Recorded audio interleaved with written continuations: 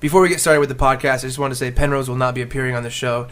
Sousa is here with us, and we are going to be talking about how Penrose is going to be on the show all throughout it, but they ended up not showing up for the interview. So if you keep hearing Penrose is going to show up, we're going to do an interview with Penrose. Does not happen. What we do have is a roundtable discussion between myself, Bradley, and Christian Staton, the senior discount drummer. So keep listening for that, and sorry about that, guys. Thanks.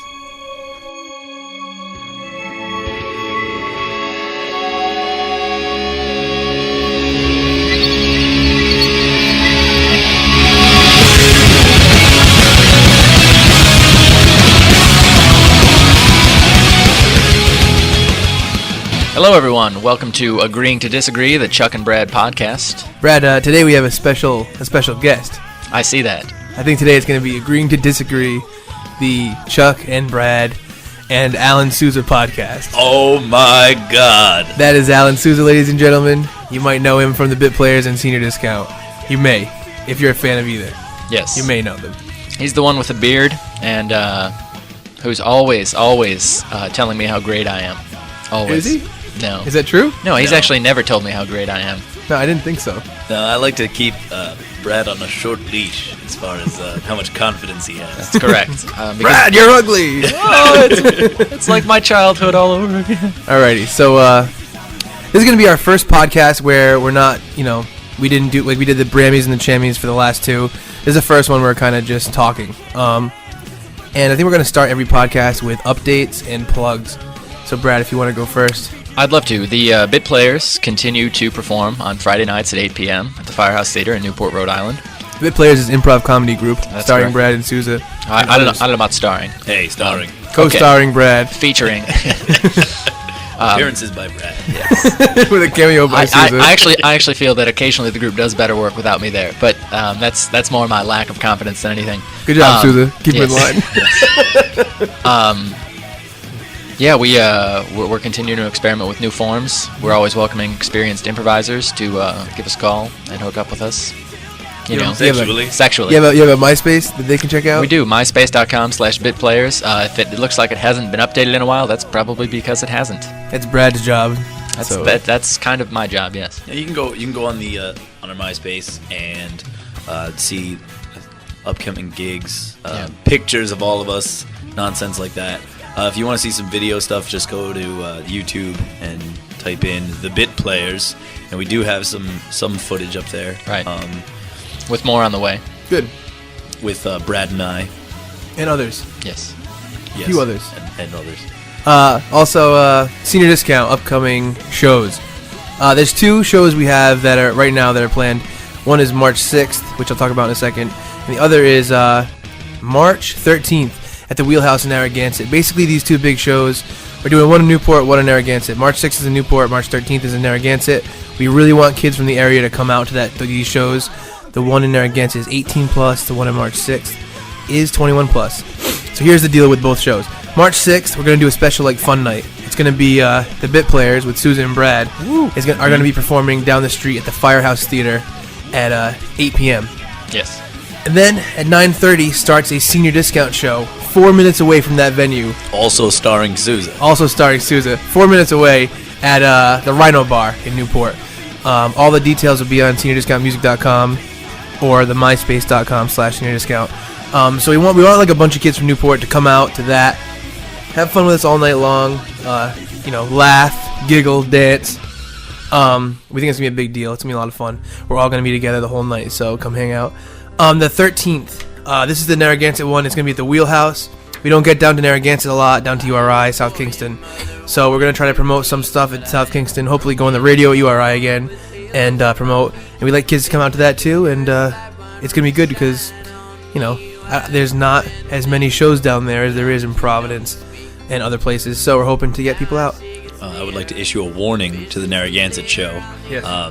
If you come to that show, be careful and drive slow because there are many deer in the area. Is that true? Yes. I count them at night, and they are not afraid of cars. 2! And they're both on the street. They just graze on the side of the road. I've seen deer over there too. Besides that, basically, Senior Scout's going. Me and Tom are going to go mix one of the new songs this week. Sousa's going to finish up his bass parts pretty soon, recording for the new EP. That's right. I've been working non-stop on the new website and the new content for the website, which is included in this podcast. A lot of updates soon. The new free EP is going to come out soon. New website relaunch soon. A lot of great new stuff. Keep listening back to the podcast for the best place to get updated. That's the truth for all this stuff. But that's about it. I think we should start, gentlemen. I think I need to start with a correction. In the Brammies and Chammies in movies, we talked about the movie Iron Man. Yes. And we said that Jeff Daniels played the villain. That's not true. That is not true. That was a misstep. Who was it? Jeff Bridges. Okay. We also did something else that we messed up. I listened to last night. I can't think of it now. I'm pretty sure Pusillanimous still only has one S. Oh, it does only have one S. I looked it up. The other mess up we did is in the second part. Right. We talked about... I just lost it again? What, are you kidding me? Oh, we talked about how you could sing the Foo Fighters song in Rock Band. Yes. Then I said, was it Everlong? And you said yes. And I said, and it goes, there goes my hero. Obviously, the wrong song. Yeah. Obviously not correct. That's all right. That's all right. I had a comment about the first Podcast you did. Yes. And Brad Oh, dear. mentions Jaws Yes. and Lucky Number 11. But he could not remember Who gave them to him? who gave them Now, to be fair, Brad. I remembered Sousa gave me Jaws. But Lucky Number 11, there were 5 people there, and I got 5 DVDs. That's true. Wait a second. Although I feel like Sousa was a big proponent of Lucky Number 11 going into the night. I think I gave you like 5 or 6 DVDs, including Congo. Then maybe Lou took Lou. The truth is this. Lou Fartalot Perella. Lou took did credit not for give it. Brad a present. There we go. I gave Brad a present later. Tom did not give Brad a present. And Susan and Casey gave him all the presents for Like that 6 night. presents. Thank you, Susan Casey. That's what it You. was. I also wanted to say, before we get started, I've been talking to a lot of bands about the podcast Right. and about getting interviewed in the podcast. And so many bands are not only down with letting us use their music, but are down to be interviewed. So there's going to be a ton of band interviews from a lot of the bands around here. I was going to bring a list in and say all the bands that said they agreed to get interviewed, but there was like 50 plus, so there's no reason to put that list on the air. Was the Donnas one of them? Yeah, I asked the Donnas. I'm waiting for a response. I'm still hoping. But next week we're actually not next week. Today we're gonna be interviewing Penrose because next week is their final show. Oh, all right. At Club Hell with Monty R.I. So later in the show we are gonna be interviewing Penrose, and I'm gonna have some probing questions for them and some probing actions for them. Oh dear. Yes. Oh Sounds dear. spooky. Oh dear. Oh dear. All right. So, I think first of all, we should talk about this. Actually, one final thing before we move forth. Oh, about the fantastic. first 2 podcasts. I did have a greatest accomplishment of the year that I forgot to mention. Better than Donkey Kong Country in an hour and 22 minutes? Yes, I did beat Donkey Kong Country that long. But the best accomplishment was when I farted on Sting's son at Lupo's. Yeah, I remember that. Senior Discount played Lupo's with the Bravery and Fiction Plane. Fiction Plane. And Fiction Plane's lead singer is Sting's son. And I Son of accidentally farted on Sting's son. I was backstage watching one of the opening bands, and I took a big fart, as a lot of bands do backstage, thinking that I was by myself. And Sting's son walked up behind me. He's like, "It's all right." And like, he didn't say it's all right because of fart. He just said, "That's how they say hello." Wait, does he have a British accent or an Australian accent? Because I heard both. He has both. Good night, mate. And he stood next to me, and I walked away immediately because I knew he was going to figure out who was the culprit. There's only 2 people back here. And and he would say, I'm one of the ones who didn't fart. Right. So that was my biggest accomplishment of the year. I farted on Sting's son. Sting, if you're here, he isn't really sorry. You know, we haven't played with Sting's son since then. Yeah, that's wonder a why. coincidence. It's my fault. It happens. All right, now moving on to new material. Valentine's Day has come and gone. Yes. Okay, and I want to throw out this hypothetical. You want to abolish Valentine's Day? A little bit. I want to throw out this hypothetical scenario. Both of you are in I guess, relatively long-term committed relationships. Right. Let's say that you and your sweet baby are kidnapped by a madman. We'll call him Tom Wells. Okay. Tom Wells locks you in a room. There are 3 buttons. Button number 1. Yes. Kills your sweet baby, but you were set free with $100 million. Wow. Button number 2 kills you in an excruciatingly agonizing, painful death, unlike your Sweet Babies. But your Sweet Baby goes free with $100 million. Of course. Button number 3, you get 1 week with your Sweet Baby, at which time both of you will die a painless death. But the $100 million goes to your arch enemy, your arch nemesis, somebody you hate and can't stand, like me. What do you do? And I feel it's important that you have this conversation with your respected lady friends way ahead of time, so you're not caught up in the moment. Way ahead of time, so they don't hear it on a podcast. Thanks, Brad. I mean, I think that the way that it goes is selfish would be taking the money. Taking the money and her dying painlessly. Right. Super noble would be taking your own painful death and letting her have the money. Right. And her freedom, I guess, would also be an important thing. Yeah. Then middle, it would be like us living for the week and then both dying. Right. I would have to go with middle, because I would think that even though your arch nemesis would get the money. Yes, I would have to say that middle might even be the most noble, because then you don't make the girl deal with your painful death, because she might feel a little bit guilty about that, I believe, if you were forced to make that decision. Right. What do you say, Sousa? This is what I would do.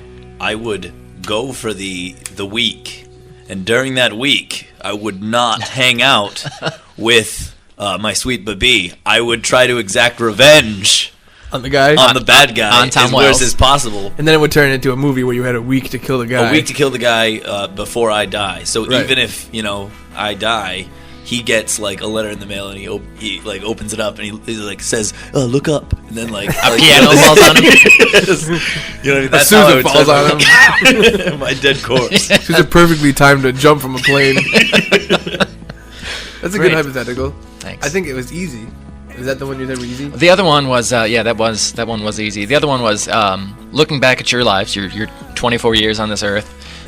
If there was somebody you could injure severely enough that they'd need medical attention, and maybe long-term rehabilitation. Maybe you punch them in the face and like break their jaw in several places. They have to have it wired shut. Really, really mess them up. Right. But you could do it with no consequences. They wouldn't know who did it. You wouldn't serve jail time. You wouldn't get in trouble at school or whatever. Whom would you punch? Anyone. I guess it may be anyone you've interacted with, because I don't want to open it to celebrities, because I'd be. I don't know. I mean, see, the medical attention one is a little bit extreme for me. Right. Who do you dislike enough to send them to the hospital and require? See, like for the medical attention one, I don't know if there's someone I'd have for that extreme. For a regular punch in the face, there's probably like 10 people I have. Right. But a medical attention one is a little bit too extreme. Okay. For now. There are people I think don't deserve to live because they're douchebags, but I don't want to be the one that kills them or injures them. I felt like Sousa would have an answer to this one right away. Well, this little kid in kindergarten took my blue crayon when I wanted to use it. I mean, you go back and you think about like the people like I got sucker punched by a kid off the school bus in like 7th or 8th grade, and you know what I mean. Like at the time, I would have liked to have hurt him or something like that, but now if I could go back and hurt that 13-year-old boy or whatever it was, I probably wouldn't. Just be a punch in the face. Yeah.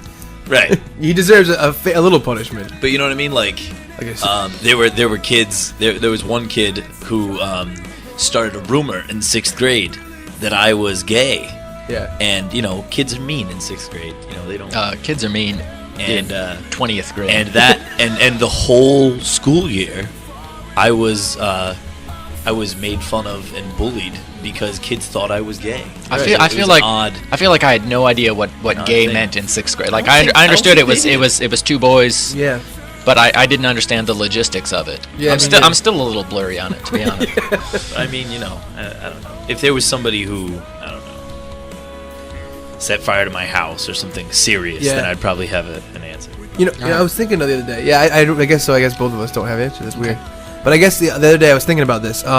My old house, I don't know if I ever told Sousa or Brad this. Do you remember how I had a shed behind my old house, Sousa? Yes. One night, some kids set fire to the shed, and the shed burned down. Wow. Isn't that weird? It's crazy. I think it might have been an accident, but the thing is, it was in like a big field.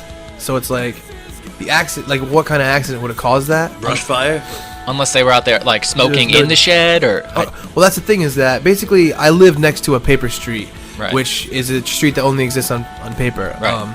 And what it was a huge green plane that was kind of shaped like a road all the way down a line of houses. My shed was back there, and people would walk past it. But one night, like, my dad was sleeping, and then he heard, like, it was like crackling of fire, and he went back, and the whole shed burned down. but it didn't spread to anything else. No, and it wasn't in anything else. Nothing else was on fire at all. That's Wow. odd. Isn't that weird? I mean, I think that my parents thought that maybe the kids were... It was in the middle of summer, so maybe they Right. thought they were letting off fireworks. Right, which and is wanted to possible. shed. But no one heard any fireworks beforehand. Why would you wake up from hearing fire crackling, but not fireworks? Right. outside? I did some stupid stuff with fireworks in my youth. We, it was a kids' park, and they had a big plastic tube that you would climb through, like as part of a little jungle gym thing. And we'd shoot bottle rockets and watch them go around in circles inside of it. And then we graduated to taking like a little toy semi-truck, filling the back full of lighter fluid-soaked paper towels, and then putting fireworks in that, and then lighting it, and it melted the semi into the plastic of the tube. Horrible vandalism. I've never played with fireworks like that. I feel like I missed out.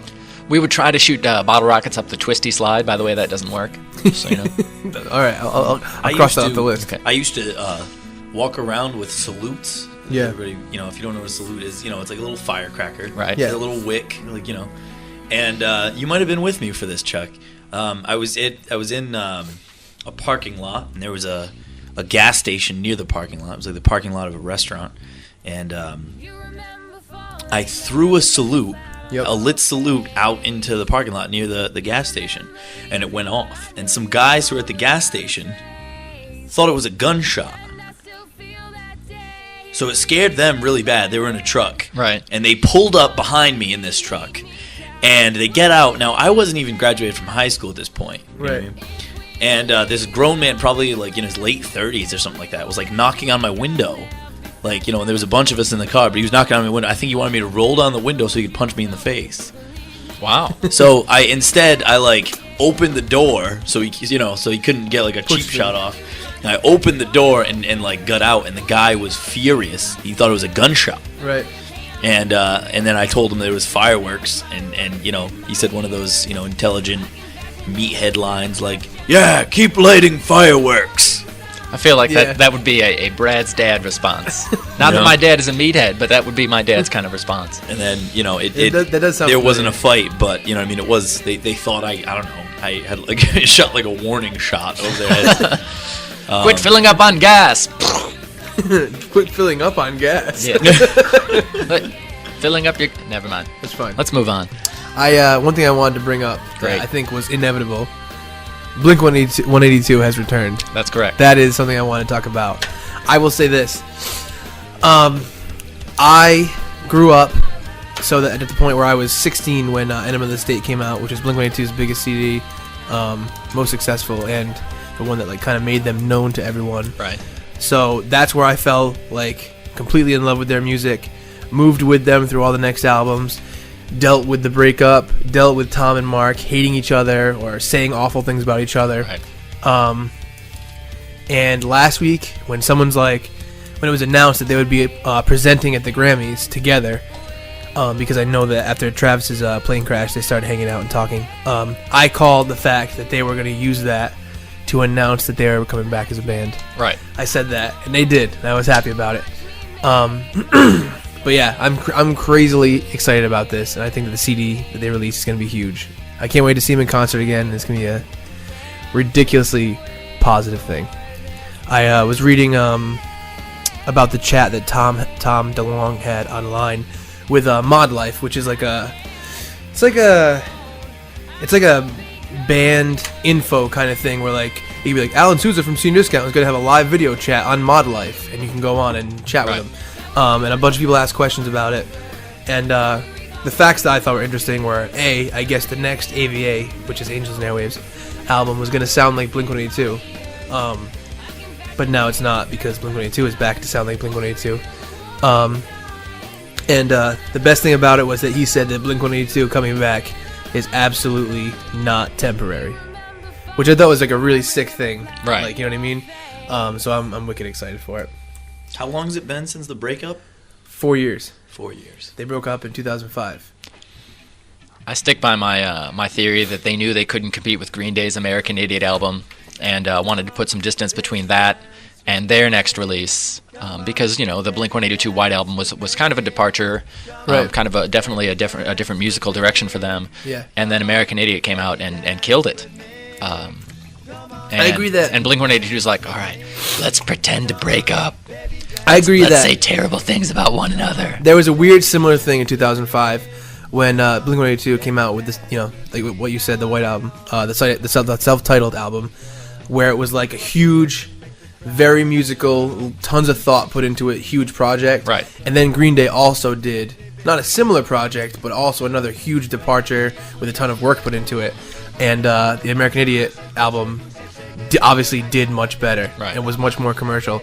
But I think the Blink-182 album was awesome. Like it was a completely different direction than American Idiot. Right. Much more, I'd say, not for the mainstream. You know what I mean? As opposed to American Idiot, which I think was built as a mainstream album. And, even though it didn't do as well, I think of it as basically as good an album, but just not really a pop album.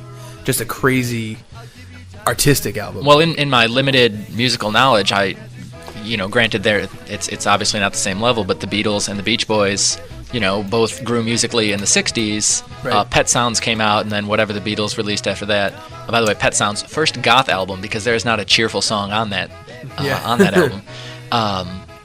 And then I think it was echoed, 30 or 40 years later with Green Day and Blink. So that's just my take on it. I think it was interesting to see what they would do on their own. Like I think Travis Barker, Yeah. at one point he had his own reality show. Yeah. That he signed on for. Yeah. And then him and DJ AM did the mashup album with the That's one of the things. Travis's drums over the.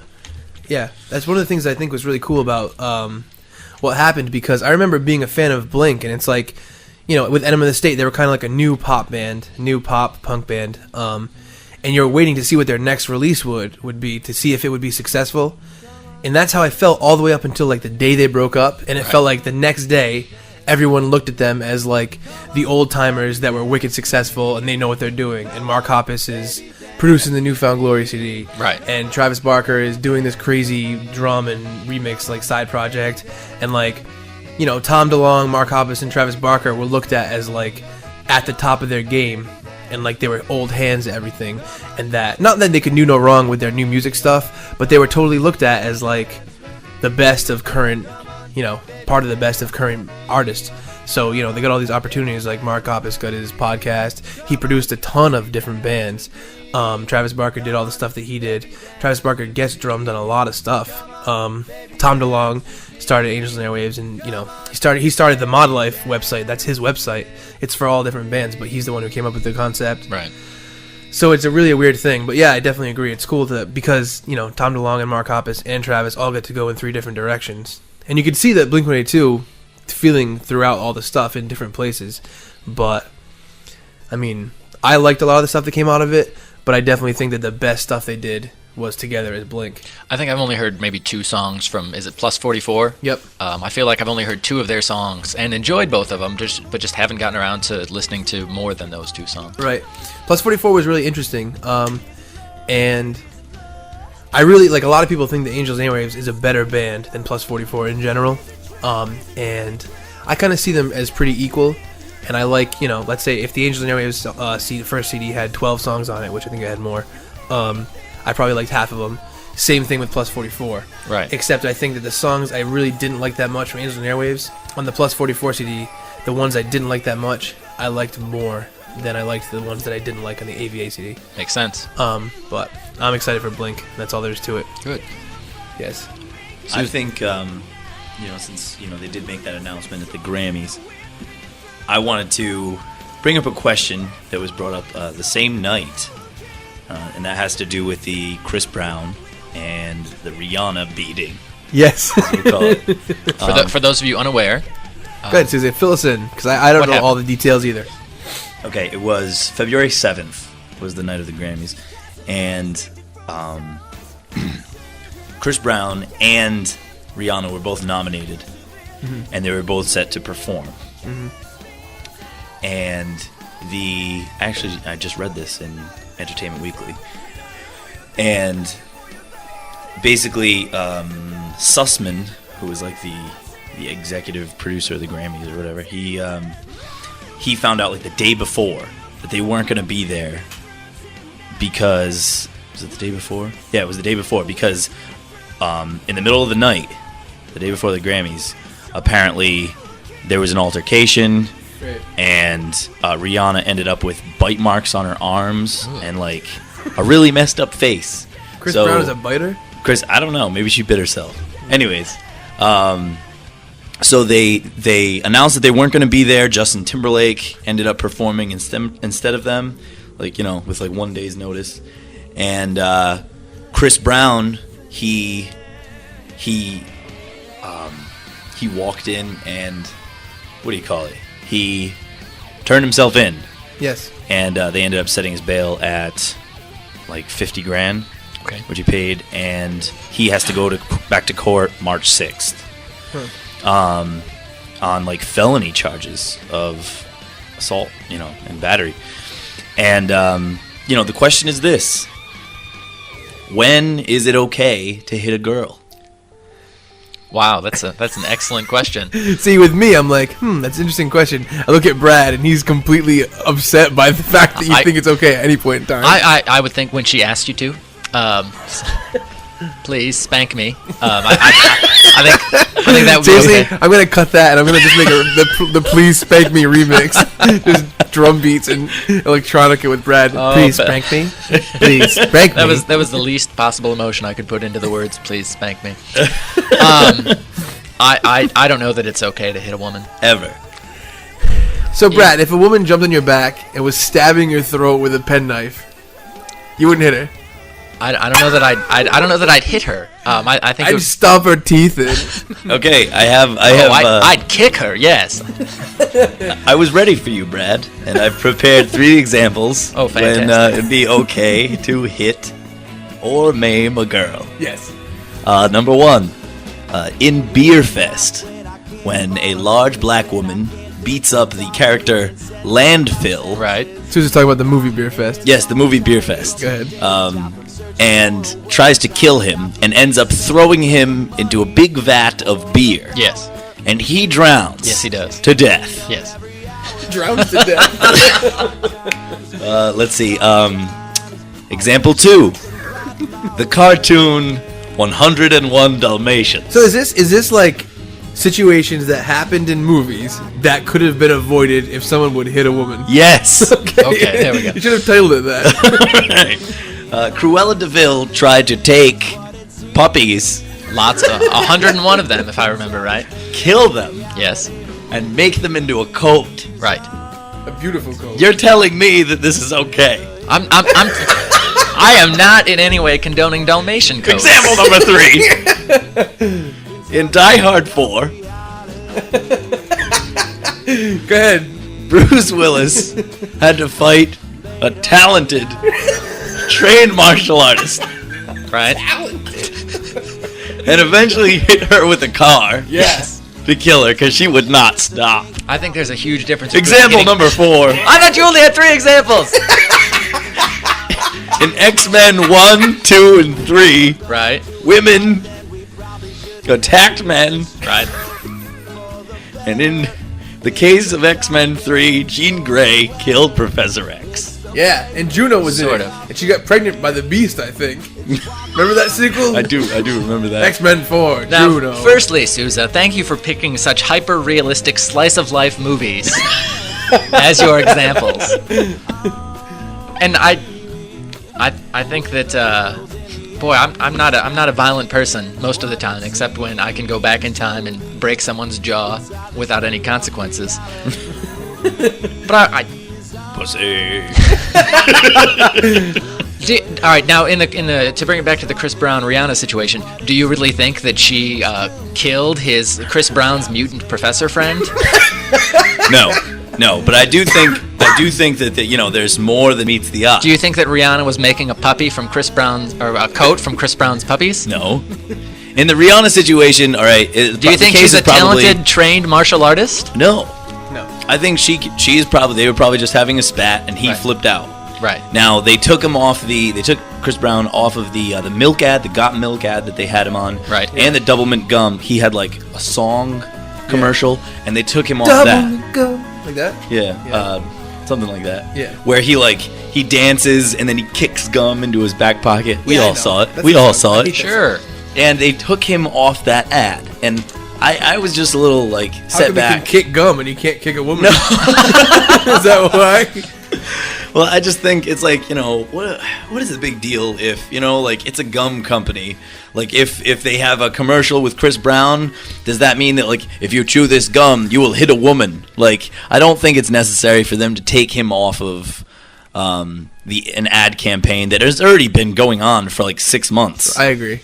You know what I mean? If this is somebody that they, yes, now, like this or last week, they could have, taken him off. But that ad is already there, and that connection is already there between Chris Brown and gum. I think that what happens is people just want their companies to have these super clean images.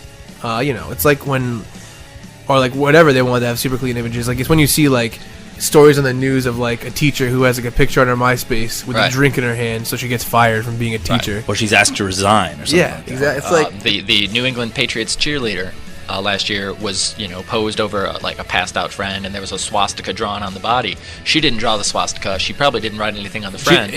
But she was released from her position as New England Patriots cheerleader. That's weird.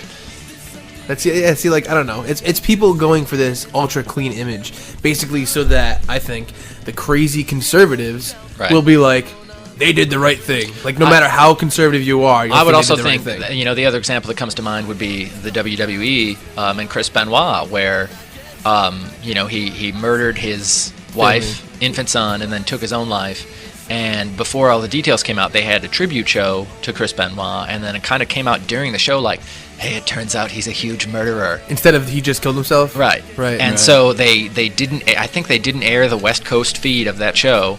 Right. And then kind of came out the next week and said, you will never hear the name Chris Benoit mentioned on our program again. Because they don't want it, like when even a wrestling company doesn't want to associate themselves with you, like that's the reason that Johnny Knoxville canceled the Jackass WWF pay-per-view. There was going to be a pay-per-view that was all the wrestling stars versus all the Jackass stars, and Knoxville pulled out of it because of Chris Benoit, because he didn't want to be associated with it. Really? See, the whole thing that's weird to me is like, it's weird because like if I get a call tomorrow and someone's like, "Hey," I'm like, "Yes," and it's like, Brad, Brad blew up in infantry. Infantry. That's not where infants live. An orphanage. Brad blew up an orphanage. Even though I'd be like, what the hell? Like, and be like surprised about what Brad did. That doesn't like erase his life before that. Like, why can't you still? You know what I mean? I find that to be very weird. Orphans frustrate me to no end. Get some parents. No, I mean that all makes sense. It's just crazy to me. It's like that's a little. I don't know. I feel bad. I feel like basically what I'm saying is, everything you can do in your life, no matter how much you accomplish, can be completely overshadowed by like an awful thing that you do eventually, which is crazy. Something happening like Michael Richards on stage. You know what I mean? That completely. Yeah. He will always be seen for that event, and more so I feel now than his whole career on Seinfeld, and the fact that you know what I mean, like absolutely, it's part in the movie UHF. Yes, it's part of the movie UHF with Fran Drescher. Yes. But I feel bad because it's not like you can turn around and like when Hitler committed suicide, he donated $10,000 to something, so he's okay. You know what I mean? It doesn't work the other way. Exactly. But I guess in conclusion, I don't want to go on record and say that I understand Chris Brown, but no, I just say that things do happen in that situation. Chris Brown I would totally take back in the Chris Brown situation. I say things do happen. I would totally take that back. No, I would never hit a girl unless unprovoked. Your Honor, things happen. Chris Brown. I'm sorry, Susan. I just want to get this on the record. How many women have you hit in your life? 1, right? No. 2? No. 3? No. Who else? Who else have you hit? There's been a couple. They were accidents. Oh, they're all accidents? Most of them. Well, there was the girl that I accidentally I punched her in the face And broke her nose. I broke her nose and gave her 2 black eyes. That was because you were. It was like a play. You were rehearsing a punch in a play. That was Yes. completely accident. Right. And then another time, a girl spooked me while I was filming for one of the discount videos. It was Awful Ashley. Yeah. And You kicked her in the stomach. no, I slapped her in the face. Oh yeah, you by slapped her across accident. the face. Well, that wasn't really an accident. If someone scares you and you look at them and slap them in the face, that doesn't count as an accident anymore. It doesn't? No. What if you bite their arms? No? I Okay, don't see how Mr. that Brown. can be explained as an accident. Okay, so 1 and 1. Okay. 1 accident, 1 intentional. Okay. There was another time when I was it was before I was in Senior Discount. Yeah. And it was the show at the living room with Senior Discount and Days Gone Wrong. Yep. And I started like a circle pit by running around the circle where people were dancing and slapping a bunch of people in the face so that they would chase after me, and then we would start a little pit. You know what I mean? That's how I used to do it. And so that worked. Pit starting 101. So that Dr. worked. Alan Sousa. Yeah, they were light slaps, and Yeah, so they're that just- started. they were and baby then, slaps. And then a girl came up to me, and I couldn't hear anything because Daly's Gone Wrong was on, and she was pointing to me and pointing to her face, Right. right, and so in my head I said, "Oh." She felt left out from the slap. So this is in the middle of the circle now, and so I reared up and slapped her in the face. Right. Of course you did. That's And too right after too that, she intentional. flipped out on me because I guess she wanted me to stop slapping people. Mm-hmm. So I guess that that was another accident.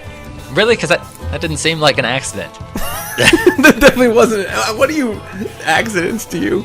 I don't know. I'm testy. I don't know. Testy is like the absolute nicest way to put it. Testy. I'm testy. Nice. Okay.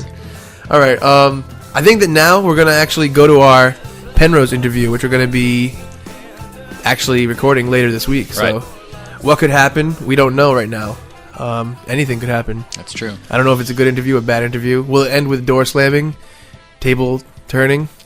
Arm biting. Girl slapping. Possibly. It's very possible. So here's our interview with Penrose. This is where we would ordinarily insert the Penrose interview. Yes, However, this is where the Penrose interview should be. Right here, right now. Right now. But something has come up. hey, things happen. Here's what happened. If you've listened to all the podcasts, here's what happened.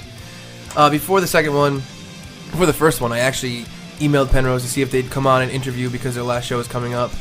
They didn't write me back in time. We kind of made fun of them a little bit in the first podcast. But Just I a did little. say they Just a little. Just a tiny bit. I said they were good guys and everything.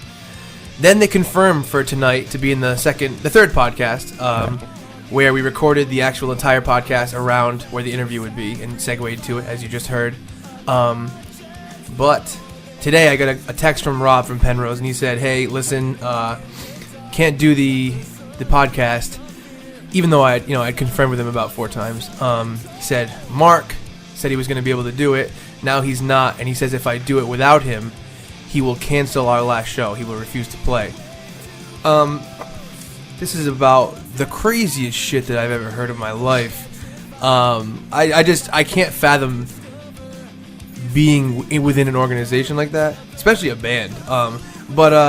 So we're just going to talk about decisions and things like that instead. We're here with Christian Staton, the drummer for Senior Discount. Hi, how are you my tonight? drummer. How you doing? It's me and Brad and Christian. That was Christian applauding for himself. Christian! Here you All are. right. Take a sip of the coffee. Now here's my deal with Penrose. I've had a couple of run-ins with him. I don't know if Brad knows about him that much. I don't. Basically, the deal with Penrose is long time ago. We've known him for a while. Rob played on our album. He played some horns, and always nice guys. I liked hanging out with Always. them. Good. They all had good sense of humor. Fun to talk to. Right. Intelligent guys. I'd even say good musicians. Amazing musicians, I would say. Good. You know what I mean? They're good musicians and Right. everything. I like to, if I can add, we even have a hometown connection in that I believe it's either Rob or Don's mother who owns that candy shop That Kamara worked at. that Kamara worked at in Bristol. Kamara is me and Christian and I don't know how you say it. Our A friend Christian of- eyes, no. No, it's our cousin. He's our cousin and cousin. one of our good friends, Kamara. But we used to Before like even Senior Discount even started, before I think I played drums, I knew about Rob and the band that he was in, Faster Than Sound. Yep, that's right. And I remember going there one day, and I believe his mother, who I don't know well, but I know her a little bit, and she was telling me how they were like going to tour on the East Coast, right? And how I was like, wow, that's so cool. Before I was even a musician and incorporated into like the musician's lifestyle, I was like, wow, I aspire to be like that, to be in a cool, legitimate band who's playing shows and even has an East Coast tour. Okay, absolutely. And now they're a cool, legitimate band who no-showed on us. Yes. The deal is this: our relationship with Penrose, like I said, they've always been nice guys, but there'd be weird things happening here and there. Like I remember. Specifically, we had him on a show, and we wanted them to do a certain amount of promotion. Rob couldn't do it because he had commitments to his family. Rob's always been really good about promotion. Right. So I said, you know what, that's fine. I'll go to the other three guys. Obviously, that's fine. And I remember Mark had promised to do some promotion and then didn't do it. Tom talked to Jesse from Penrose, and Jesse said, I don't do promotion. I'm a bassist. I bet Sousa wishes he heard that. And I remember I would kick Sousa's ass. I wrote back to Penrose, and I was like, if you guys aren't going to do this promotion, don't tell me you're going to do it and then not do it, because there would be big shows go by that I want to promote at. They'd say they'd promote, and then they just wouldn't. I'd be like, if you're not going to do it, let me know, because these shows need to be promoted at. We're still having the show that we're having, and it needs to be promoted. And then Rob wrote me back a nasty email. He said, don't treat us like we're children, blah, blah. But, that was an accident, basically. Rob didn't know the whole deal. Mm-hmm. I told him about Mark and Jesse and everything. Don didn't even bother to write me back through any of this. I guess he was sleeping, perhaps, in the month leading up to the show. He's hibernating. And barely. And Rob apologized for that. After he found out that they had said they would do stuff, or they just said they would never do anything, as Jesse did. It was a really weird thing. But then, of course, they came to the show. Great guys, fun night. They played a whole set dressed as the characters from Guitar Hero 2. Yes. Wow. And they did all songs from Guitar Hero. It was great. That was awesome. That all right. But they also do original stuff? Is that They mostly do original stuff. Okay. It was just they that one show they have did a full length out. Okay. But that show. Now let me for listeners unfamiliar with the Rhode Island music scene, people in like Minnesota or Nebraska. Mm-hmm. If you like the music of blank artist, you will like the music of Penrose. I think Penrose is comparable to Thrice. Thrice is their biggest influence. influence. Would you think that'd be Thrice? Who's a pretty not hugely mainstream, but the people they're extremely well known. Who are conscious of the rock scene. Pretty much. Yeah, Penrose plays probably. I'd say a more. I'm sure there's still people out there scratching Thrice. They play a more pop version of Thrice. I think their songs are a little bit more accessible to a mainstream audience. Okay. Yeah. That's basically what they're like. They're good musicians. Like I said, they're really they're good at guitar, all of them. And Mark is really good at the drums. I've watched them. Yeah, they're great. Like Mark times. has inadvertently taught me things on the drums by just watching him play, by just discussing. And we have a connection through a band called Coheed and Cambria, and we constantly are analyzing that drummer sound. We're both on the same page with that stuff. So I have really good connection with Mark in that sense. Yeah, I've talked to Rob a lot about songwriting. We joke about how we're rock and roll stars sometimes. I joke. I don't know if he's joking. Rob looks like a rock and roll just kidding. star. He looks like a rock and roll star. He's tall. That's really all it takes. But and you have the tattoos, man. I have no tattoos. You know what I mean? I don't fit the bill. I think you fit the bill just fine. You think so? You wear. It's the shagginess. Yeah, you're shagginess. But I'm just lazy though. Yeah, just be lazy and shitty, and you're a rock and roll star. You're a rock and roll star. That's really all it takes. No, but the thing is that I kind of want to talk about was, I'm not going to say that I don't think Rob is telling the truth, but it just seems like a very outlandish situation for Mark to be like, hey, if I'm not on the podcast, even though, I'm the one, obviously they had planned on bringing Mark to the podcast, even though Mark was going to be on it. It's like, if I can't be in the podcast through my own fault now, I'm going to cancel the show if you go on by myself. It just seems so outlandish that I don't want to immediately say, okay, that's definitely what Mark's doing, even though I've only heard it from one source. I'm not going to say I think Rob's lying. It's just a very weird situation. I don't know any of the guys at all, and they're very nice to talk to. Very, very personable. Like if you came in, they'd talk to you and engage you in conversation. They're really good guys. But I think that they possibly are really bad businessmen and perhaps really bad in terms of reliability. Okay. So far, I mean, that's all I've dealt with them is in reliability. They've been not so great. I would, especially especially like if I don't know, just like if Senior Discount was in a position similar to this, I would obviously want the band to be promoted, and even the chance to go on a podcast is a different media form. You know, Right. I think it's really, really cool. And even like if something came up in the sense of, this is just me personally, I would want the band to go on, whatever members of my, Band could go on, and and of course, and promote the band. That's what I think is the normal response to this kind of stuff. But I did want to what I actually wanted to bring up with this was like, I think that we've sweet talked Penrose and also, said about what's happened that we kind of find to be weird. And what I wanted to bring up real quick was, is it cool to talk about that this happened, or is it supposed to be like an unspoken thing? I remember before we started talking, Christian just said, I don't really want to talk about things like this. I think, like, for me, I really have this feeling inside that there are certain artists or certain writers or whatever in different fields that are completely personal, and I feel that is part of why people will relate to them so much, because they open up so much and they make it very real about their lives. Like, I feel like Kevin Smith does that a lot. I feel like Mark Hoppus does that a lot. Yeah. With their daily encounters, interactions. Yeah, with and they'll just be honest about what happens in their lives instead of being like, oh, we should keep this under wraps, even though. Yeah. And that's kind of how I am, and that's how I've always been. I'm an under wraps kind of guy. Yes, you are. Brad is. I call Brad Mr. Neutral, because he will find the neutral side of every situation. Maybe something came up in Mark's life. Yeah, exactly. And I do have that stance. I mean, we don't know the source of this. Rescheduling. Maybe there was a big sale at Dunkin' Donuts, and he wanted to go get some. He used to work at Starbucks, so don't even bring that up. Oh, you. Well, sorry.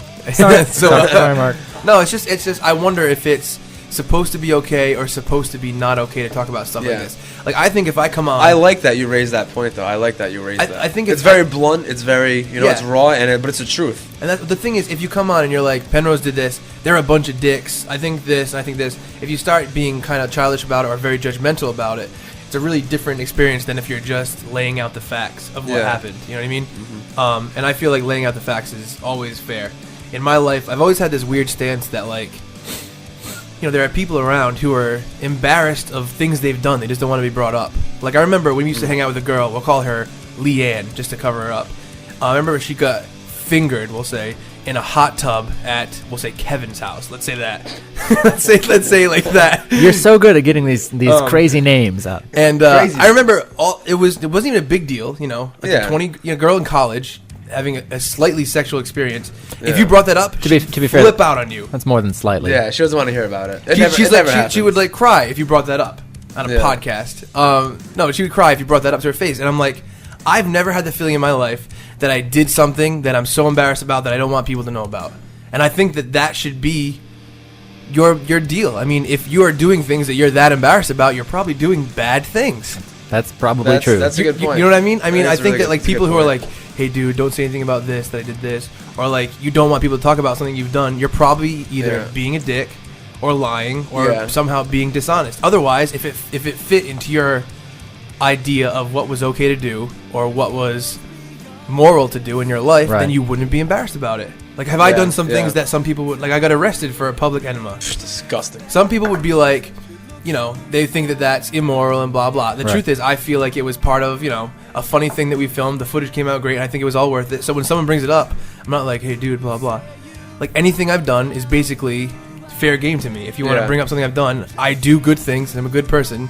And I of course, I do some things that not everyone would consider good. Right. But in my mind, I've made mostly right decisions in my life, and the ones that are wrong are not so wrong that I feel that you can't bring them up.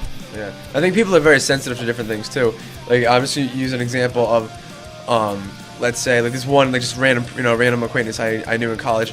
His girlfriend had an abortion, at a young age, and there was something that he's like, I'm telling you this in secrecy. It's a sensitive issue for her. She does not want to bring this up. Right. So obviously that's kind of a different. I think there's also. But there's definitely a sensitivity issue. See, that becomes there does become a point where things happen to you. Right. Like, if, like, let's say a girl was like, not that this is what you're talking about, but let's say if a girl was raped and she's like, I don't want this to be brought up because it's a bad thing. It doesn't have to really do with choices that she made. Right. Even though an abortion is a choice, sort of, it's also like you being thrown into a situation. And I would also say, though, like, in a situation like that, where it's something where you're a lot younger, where you aren't the person you are now. Yeah. Where you aren't the person you are at 18 is not the person you are at 28. Yeah, exactly. Yeah. I agree.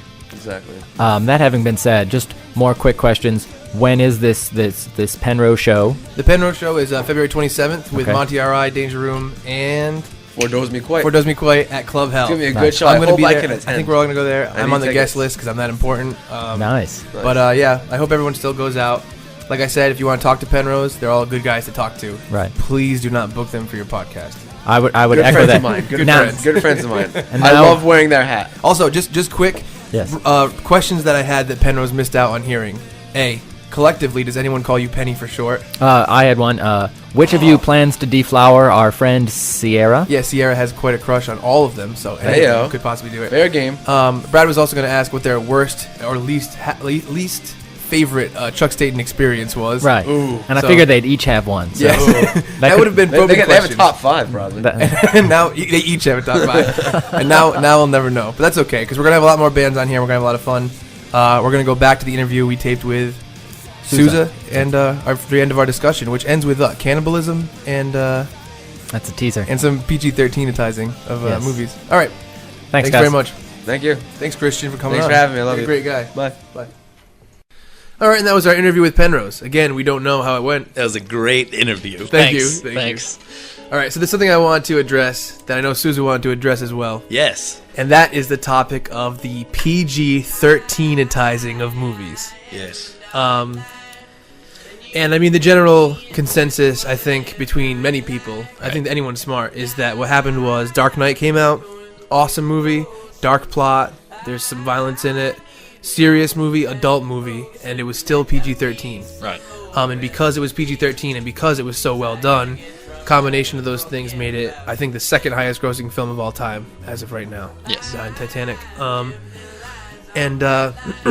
You know, I think that, I'll see if my compatriots share my opinion, that some movies are jumping on the PG-13 bandwagon, even though it's more like, you know, these movies maybe should be rated R.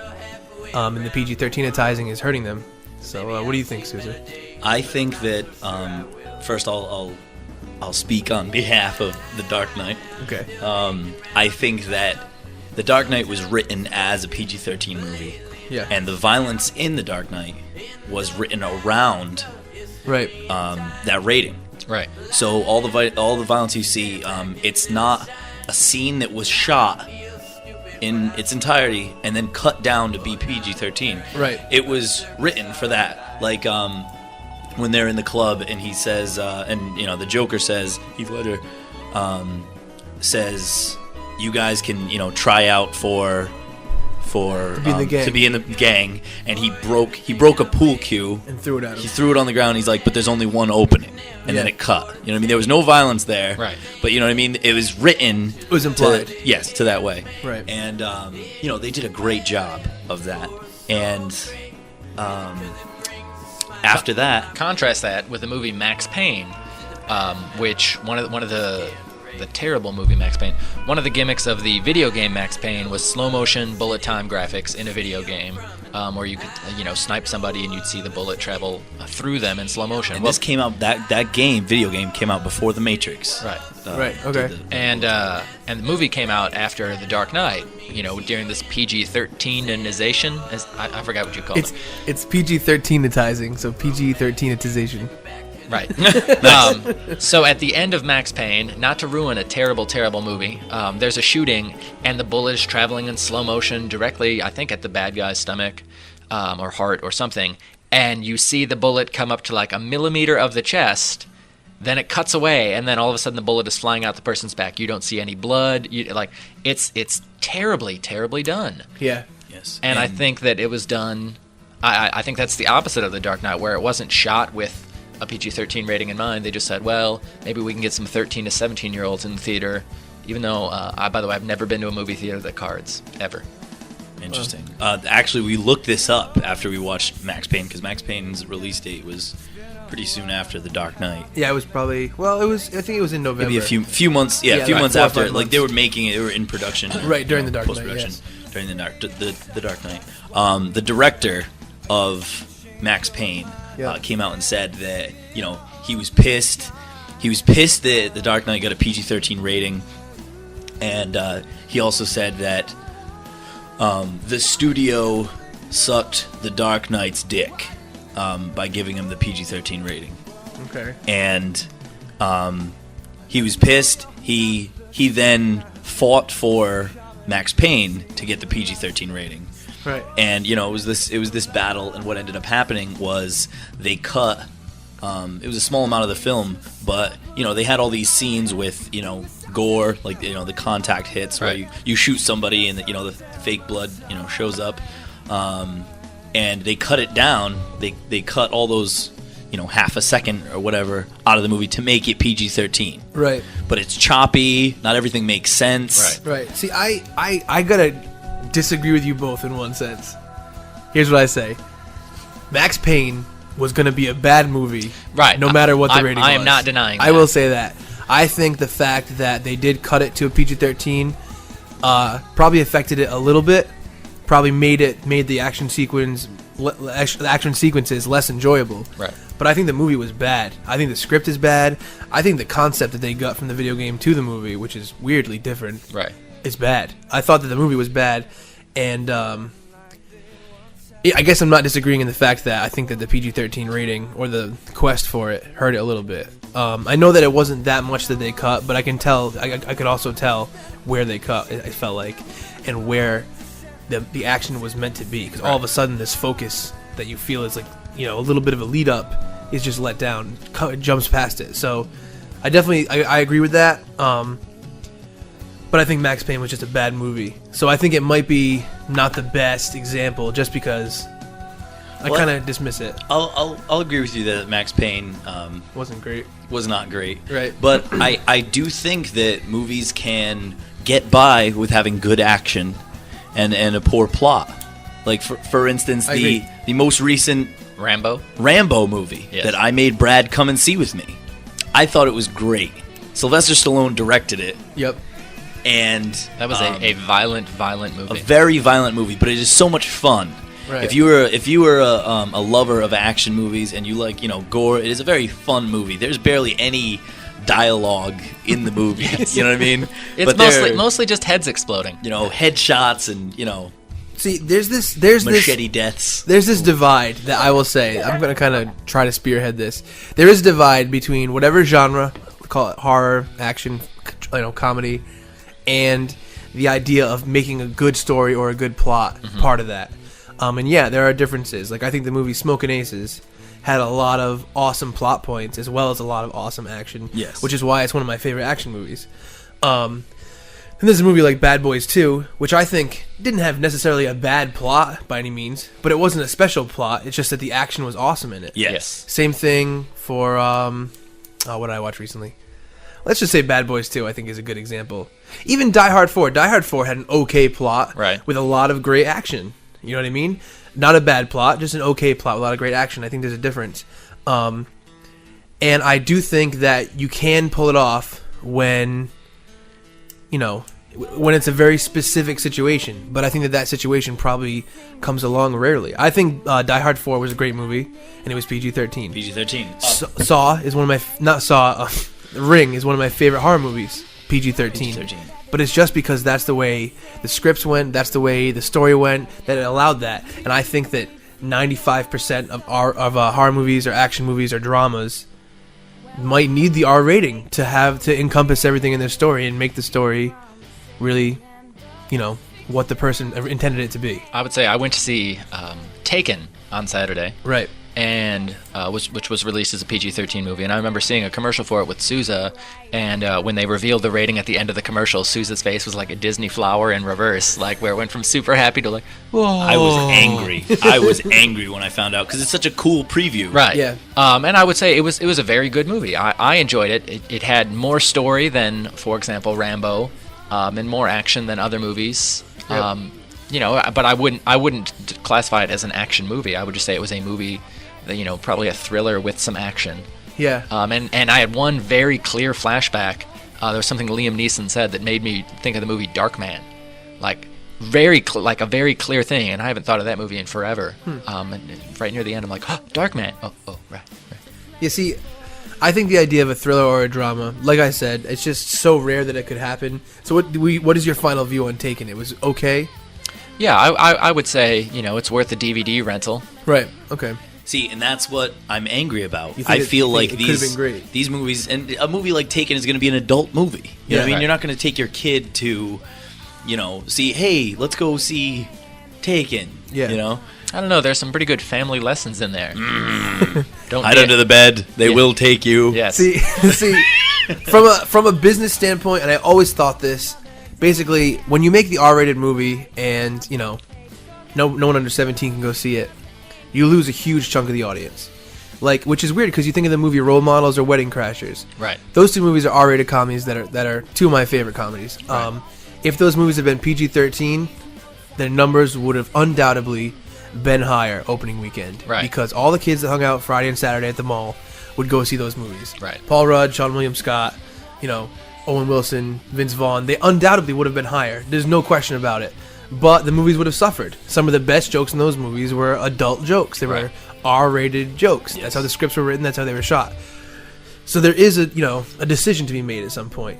I believe I read an interview with Ashton Kutcher where he said that Dude, Where's My Car was wicked stupid because the movie was shot to be an R-rated movie and they cut everything out of it. And it didn't make any, there were scenes in there that didn't make any sense. Yeah. Yeah. I haven't watched that movie in a long time, so I That's can't true. say that I remember it. But I don't know. It's a weird decision to make, and it's almost like, I don't want to say it's ballsy to make your movie rated R now, but when you look at The Dark Knight and you see what kind of storyline you can get away with, or what kind of seriousness, or what kind of great movie you can create, it's difficult to be like, I'm going to go for the R and lose a huge chunk of the audience. It is sad though that looking at just numbers and looking from whether it's the studio's point of view, now they just want a larger number of PG-13 movies because the movies will do better, Yeah. and with the economy being low, Right. this will boost numbers Right. throughout.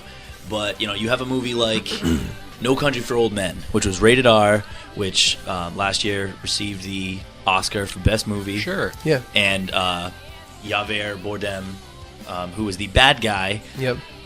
received Best Supporting Actor. Right. That movie would have lost, its darkness. It would Absolutely. have lost so much of the story if it was rated PG-13. And there is a lot of gore.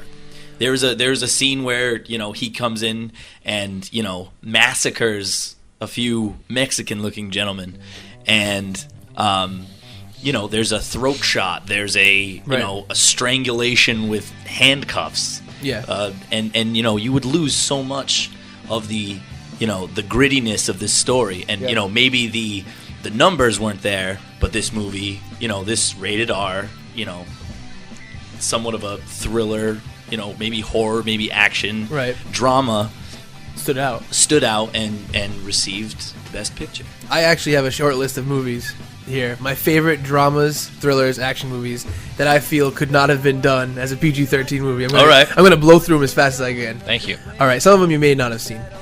11-14, Snatch, Boondock Saints, Smokin' Aces, Bad Boys 2, Con Air, Rules of Attraction, one of my favorite ones, Lucky Number 11, Derailed, which I loved, Red Dragon, which there's no way they could have done that as PG-13. I agree. Fight Club, no way. The movie Brick, 8mm. The Departed. The Departed was, a That great needed to be. movie. And it had to be an R. Crash, The Rock, one of my favorite action movies. Training Day, Sin City. And Sin City was a comic book movie. It had to be done that way. There's no way that could have been PG-13 ties. 12 Monkeys, Usual Suspects, Running Scared, 7, Primal Fear, Memento, American Beauty. I think that all these movies have plot points and elements to them where a certain amount of either tension or fear or something serious had to be shown incompletely to really affect the audience the right way. Right. You can't just cut away every time something violent or sexual or serious is going to happen. You can't have two people screaming at each other about, a dead body saying, "Darn it." You know what I mean? Like Melon farmer. yeah, you can't do that. I think that so many of these plot points and so many important things in these movies had to be actually experienced by the audience and actually seen. So those movies just couldn't have been. Short list of movies, only 4, or I guess 5 that really could be PG-13 serious movies. Dark Knight, Casino Royale I pulled have it that off. written down. Yeah. Casino Royale pulled it off. Awesome. I Am Legend was really good. I really liked I Am Legend, PG-13. Except for the ending. Yes. Agreed. Unbreakable, Unbreakable, very good. awesome, and again, Die Hard 4. Those movies were all movies that I feel like the plots just fell into the right places, where you didn't need an extreme, a death scene or a gore scene or a serious or a lot of swearing or whatever to be part of the main plot. They could just go around it and still make a great movie. But like I said, What are the Indiana Jones movies rated? the Indiana Jones movies are all rated PG-13. Right. But I feel like those are family adventure movies. You know what I mean? But I remember seeing Temple of Doom. Yeah, the heart. It terrified me. Yeah, And my mom. I was scared of the Raiders of the Lost Ark melting faces. That scared the hell out of me too. Bless my mom with Temple of Doom. Was trying to explain the heart scene, and she said, "It's just a sticker. It's just a sticker. It's just a sticker. What do you mean a Oh, sticker? it's a 3-dimensional sticker, Mom." It's scary. That's funny. I agree. I do think, and you mentioned Casino Royale. I think what's changed in the movies being PG-13 is the writing. If Right. the writing is around it, in the first scene in Casino Royale had the free running. Yes. I think that's what they're calling it. And there was that whole chase scene, and at the end, he shoots the guy he was chasing. Instead of like letting him live or whatever, shoots him almost point blank range, and that whole scene, the movie itself was very gritty, and they did it under PG-13. Yeah. You take Pierce Brosnan in the same role as 007 in the movie Die Another Day. Sure. Right. One of his early. Yeah. Tomorrow Never Goldfinger. Dies. Wait, No, wait. Tomorrow Never Dies. Maybe that was it. that was- And, Goldeneye, I'm thinking of Goldeneye. and the writing wasn't there. All they did was, they cut these scenes. So you would see Pierce Brosnan, shooting a guy, and then the guy would be halfway on the ground when it cut to him. There was no, there was no gore. It was almost like they just fast forwarded through all of the actual action. Yeah. And, that 007 series got bland.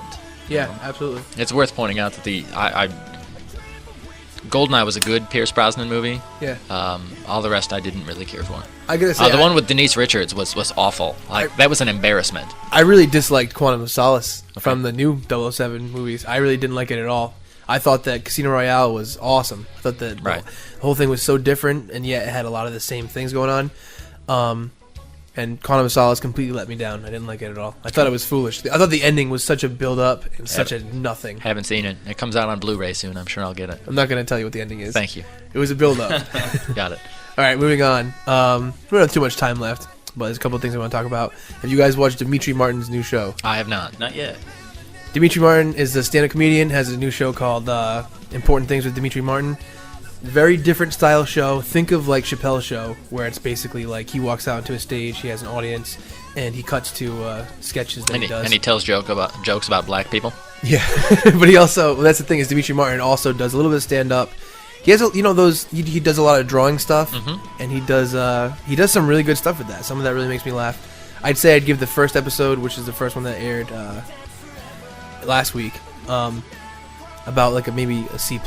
It was okay. Some stuff made me laugh, not too much. Very original idea, and I go back and forth on Dimitri Martin. I thought his first stand-up special was okay. Then we saw him live at the Funny or Die tour, and he was awesome. He killed it. Yes. And then in this show, it's okay. I'm sure you guys will check it out, but it's okay. Other new shows, Nitro Circus. Oh, great.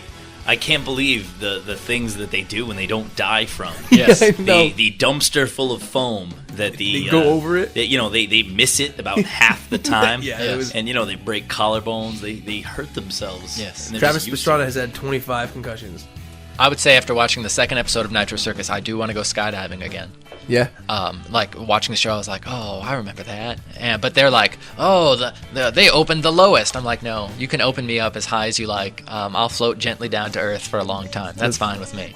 I love Nitro Circus. I'm getting into it. I'm trying to watch the DVDs now. And I think it's crazy. It's unbelievable, the stuff to me that they do continually and that they think is okay to do. Yeah. So that's great. And that they have the budget to do, because they're like, I'm just going to ride my motorcycle into a lake. Yeah, or off into the Grand Canyon. Yes. And they jump off it. Ridiculous. Yeah. I watched a show, Eastbound and Down, Yes. on Sunday night. Executive produced by Will Ferrell. What's the actor's name again? Danny McBride. Danny McBride. He is. He's in Tropic Thunder as the guy who's like in charge of the lights or the helicopter shots or whatever.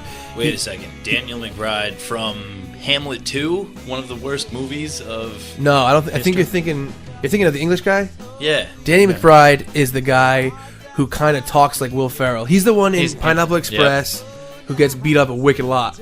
He gets like killed on the toilet, gets shot a I want bunch to of say times. he's in a movie called The Foot Fist Way, which Yeah. may or may not exist. Okay. He's The the one guy who says like Thug Life. "Thug Life." Yeah. Yeah. It's his show. He is a former big league pitcher who comes back to teach at his middle school. One of the most profane shows I have seen in recent memory in terms of language, and sometimes it adds and sometimes it subtracts. Right. I'd say again, like I'll give it another week or two and see if it see how it's just hard to watch a show that the lead is portrayed as such a jerk. Yeah. Such a negative character, so it's really hard to root for him. I to be honest, I've never been impressed by Danny McBride incredibly. I think he's a funny guy. He has a good way of delivering stuff. He has some funny stuff coming out of him. Never really impressed me though, so I'm not that interested in the show. Right. I'll probably give it a chance though. I give every show a chance. I would say I was happy to see. I think his name is Andrew Nally. He's the blonde guy from ASCAT. Okay. Yeah, Okay. he plays the principal of the middle school, and I thought his character was really really contrasting. Like I root for him and not for Danny McBride's character. Just my take on Eastbound and Down on HBO. Alrighty. I watched the College Humor show. Yeah, first that's the last episode. show I wanted to bring up. What do you guys think about that? Did you watch it, Brad? I did. I thought that, and Chuck had told me about it. He'd seen it before I did. I sympathize with them because I feel like they shoot a little bit similar to the way we shoot. Yes. You know what I mean? So I do sympathize with the limitations they have to deal with and other things like that, and the writing that they have to do. So continue. Yeah, I think it's tough. Like I think with any show, it's hard to judge off of their first episode. Right. Me too. Because as far as like first episodes are concerned, what do you put in the first episode? The responsibility of introducing the characters. Right. It's like there's so much like information there. You can't really get into the meat of the sandwich right away. Right. And I would like to give it a few more episodes before I really judge it. I thought they had some strong stuff. I thought a few things were forced. Me too. The neighboring company. I can't remember the name. of the company. The word butt muscles was overused. Was overused. It's like Giggle Barn. Giggle Barn. Darn Giggle it is. Barn, and then he called everybody butt muscles, and which I think it was a little overused. Yeah. But then again, he would say it. He said it twice at one point, and it was like 2 times, which Yeah, I that thought was funny. Yeah, Right. that's what I told Brad. I was like, I think the actual choice of butt muscles is like and I think the concept of doing it many times differently can be good, and I do think they overused it a little bit. I did like the fact that he had his assistant follow him around with backgrounds. Yeah, that was great. I thought that was great. That was really He great. was like, "Give me the fire," and then Yeah. he was on there. with Now, that. having watched the second episode, I haven't watched the second episode yet. I think that they establish the boss as a certain kind of character, and they establish Amir as a certain kind of character. Yep. Everyone else kind of is maybe Streeter, but everyone else is kind of interchangeable. Like Yeah. Agreed. they didn't really develop anything else. And what bothered me was that when I checked my TiVo to record it listed it as a reality program, which it is clearly not. That's actually really interesting. I did notice that a few of them, they didn't seem extremely unique. Right. Yeah. In each person, many of them seemed similar Yeah. in sense of humors, and I do think that at times Chuck and I appear similar in sense of humors, where Right. we both play the idiot in the videos. Right. Yes, in but the we also videos. have unique qualities. Right. I think there are specific things that we each. But you know what? I think that, to be honestly, overall, as a first episode of a show, it gave me like I think that this show could be good. Right. There were definitely really good jokes in it. You know what I mean? I really appreciate some of the jokes. That backdrop joke was wicked good. There was a lot of good jokes that were good. I will, having seen 2, I will watch it again next week. Absolutely, yeah. I want to. Yeah. And maybe even add it to my DVR, my season pass, just so I don't forget to record it. I will say though, with that and Nitro Circus, probably best to watch them on DVR, because MTV apparently for a 30-minute show decides that they need to run 16 minutes of commercials. It does. It's absurd. Yeah, it does seem long. Ridiculous. Yeah. So we're kind of running low on time. Yes. I did want to talk about, before we go, I want to talk about one thing. I saw Friday the 13th, the new one. Here's the deal. I really enjoyed the remake of Halloween, Okay. the Rob Zombie remake of Halloween. I agree. I really enjoyed it. I thought it was a different take on it. I thought it was tense. I thought it was pretty frightening. Didn't care for the ending that much, but I really thought the whole movie was a good movie. Now, Friday the 13th. I feel like they got to cheat because they got to cheat because anyone who's used to Jason Voorhees, the killer in Friday the 13th, knows Right. that he's slow and lumbering. Right. Friday the 13th, the movie, the new one, the remake, he ran and he goes fast, which is like catches you off guard because you're so used to it. If you're actually going in Right, expecting he's a like Friday a zombie. Right. So that catches you off guard, which is an interesting concept because, you know, it shouldn't catch you off guard. If it was any other movie, it wouldn't catch you off guard. Of course, the killer's going to run after people to kill them. Here's the weird thing. Friday the 13th, the remake. Not a remake of Friday the 13th Part 1. Not a remake of Friday the 13th Part 2. Here's the deal. Basically, if you look at the Friday the 13th universe, Part 1 stands continually. Right. And then it veers off, let's say, to the left. And it goes Part 2, 3, 4, 5, 6, 7, 8, all the way through 11, I believe it is. Which one was he in space? It was 10. 10. Okay. So you got to look at this one as having veered off to the right, a different side, where the mother, obviously the first killer in Friday the 13th Part 1, Right. same exact story. She kills because of baby Jason, drowns because two teenagers were having sex and not watching him. Right. She kills everyone. She gets killed in the first one. Spoiler alert from a movie that happened 30 years ago. And Sorry. and for 30 years, nothing happens. That's it. People go and visit the lake in like 2009, and that's the second. This is like the second installment of this, universe of the series. Which in a way could be seen as the first Yeah, Jason movie. It was Yeah, the first exactly. time he's introduced. yeah. In this side of the series, Right. And it's okay. It's not great. If it wasn't Friday the 13th, I'd probably be like, this movie was really not okay and extremely forgettable. It was all right. Interesting. I didn't like it that much. Very But interesting. And there's no way I'm going to see it. So of course not. I have one hypothetical question for you guys I want to end the show with. But is there anything else you guys want to add before you leave? Well, we talked about a few shows, that we liked. I'd just like to end with if you have yet to see the most recent senior discount video that we put out, please go on funnyordie.com and search for. You can go to funnyordie.com/senior discount, or you can just search for senior discount and we'll come right up. It's called The Birth of Rylod, is the newest one. I say this because I am still having people approach me telling me that they are just seeing it for the first time and are really enjoying it. Yeah. So anybody who has yet to see it and listens to this, please check it out. Right. Yeah, I do believe it is our most professional attempt. Right.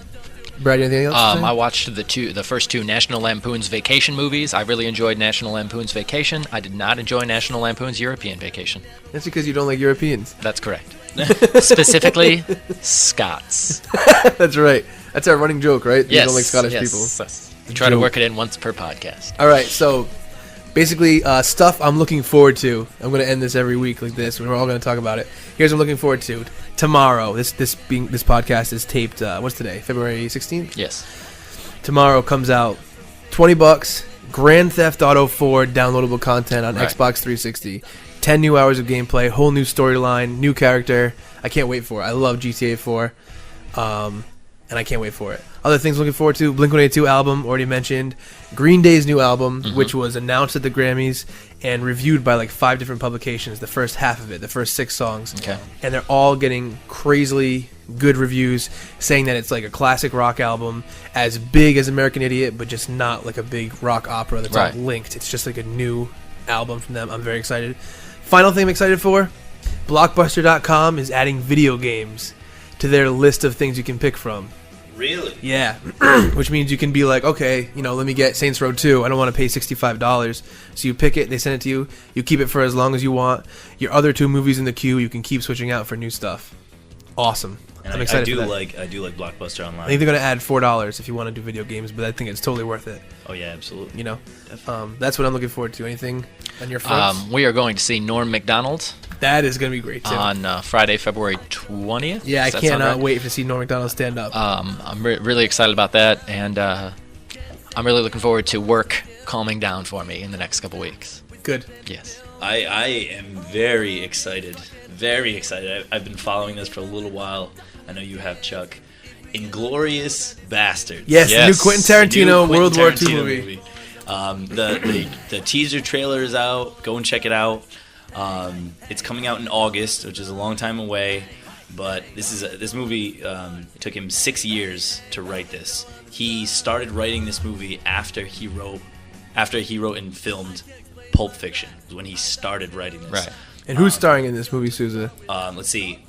Brad Pitt is A guy named Brad. One of the main people. Aldo Yeah. Snow or something like that, who, teaser spoiler alert, has, in the preview you see he has a scar from a hangman's noose. Yeah. He is the principal in the film. He seems to be the main character. Yep. Also, there is Simon Pegg Simon Pegg. as a British officer and Mike Myers as a British officer. as a British Really? officer, including some other Other comedians too are in it. there are some other people There are and other smaller comedians in Brad Interesting. Pitt's camp that they showed during the preview. and it is not a Comedy a at all. comedy. All right. And just watch the trailer and you'll see it. Inglorious It looks like so much fun. Bastards. Bastards with an E, right? Right. Basterds is how I've seen it. Yeah. Susan actually thinks that's how bastards is normally spelled, That's- so it yes. doesn't matter to him. Uh, All right, so my final hypothetical question before we go.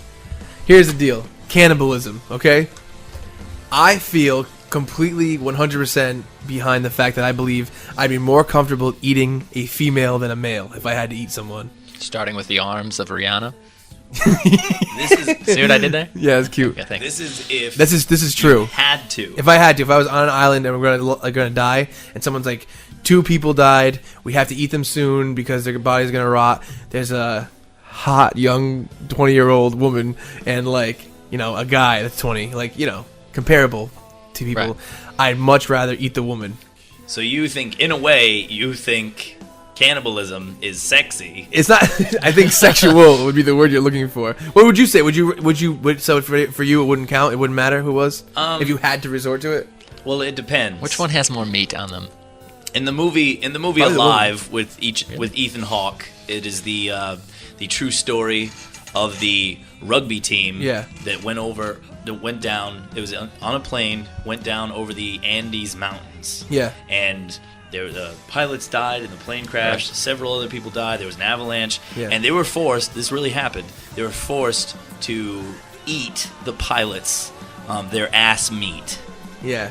in order to survive. And they were there for 29 days or something before they were Rescued. found. Yep. And Ethan Hawke's in the movie. It's a good movie. But I don't know. I wouldn't see cannibalism as a sexual thing. I don't see it as a sexual thing either, but I'd be more comfortable eating a woman. Less hair to pick out? What do you say? Like You say- the leg? You say nay? I don't know. I How much A1 is there? don't know. Are we talking about Anything. It's eating you have to eat a person. I mean, I guess I understand, Yeah. but I at this point in my life, I don't see cannibalism as a sexy I thing. don't see it as a sexy thing. Hey, baby. If I was going to the dentist, I'd rather have a female dentist than a male dentist. Agreed. Now, is that sexy to you? No. Okay, so you understand then. Yes. I'll give you something. I would rather. I have a female black lab. I would rather have a female dog than a male dog. That's gross. You're gross. You're gross. So sick. No, You're you want to gross. have sex with a cannibalized body. At least the sex I want to have is a person. Yeah, a dead person. It's better than a dog. I'm not forcing him to go through anything. I wouldn't eat my dog. Yeah, but you'd have sex with it. Oh. This is terrible. All right. So tune in 2 weeks, and we're gonna have a new episode. The new episodes, by the way, are gonna come bi-weekly with Probably. different guests throughout. Guys, So, thanks for having me. Hey, it was a thanks, fun time. thanks for coming, for being Susan. here, Susan. And we want to thank Penrose for being on as well. Go to the Monty R.I. Penrose for Does Me Quite and Danger Room show at the Club Hell on February 27th. I'm going to be there writing an article about it. So, Susan, again, thanks. 2 weeks from now, disagreeing to disagree. Yes. Deuces. Deuces. Please spank me.